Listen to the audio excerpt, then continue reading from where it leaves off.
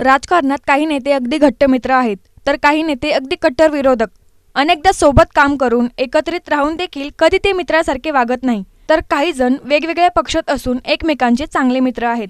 याचं उदाहरण म्हणजे भाजप नेते रावसाहेब दानवे आणि शिवसेना मंत्री अब्दुल सत्तार. रावसाहेब दानवे आणि अब्दुल सत्तार यांचे संबंध जगजाहीर आहेत. असं असताना दानवे आणि सत्तार यांनी एकमेकांची गळाभेट घेत फोटो सेशन देखील केलं. त्यांचं फोटो सेशन सध्या राजकारणात चर्चेचा विषय ठरत आहे. रावसाहेब दानवे आणि अब्दुल सत्तार यांची भेट संभाजीनगर येथे झाली होती. बाहेर एकमेकांचे वाभाडे काढणारे दोन्ही नेते एकमेकांची गळाभेट घेताना दिसून आले. निवडणूक एकमेकाला हरून टोपी काढण्याची पैंज लावणारे, सिल्लोड पाकिस्तान झाले म्हणणारे रावसाहेब दानवे आणि अब्दुल सत्तार यांचे फोटो सेशन एकमेकांच्या खांद्यावर हसत खेळत संभाजीनगरच्या विमानतळावर फोटो काढले गेले. यावेळी शिवसेना शिंदे गटाचे आमदार संदीप भुमरे देखील उपस्थित होते. तर हे फोटो भागवत कराड यांनी काढल्याची माहिती आहे.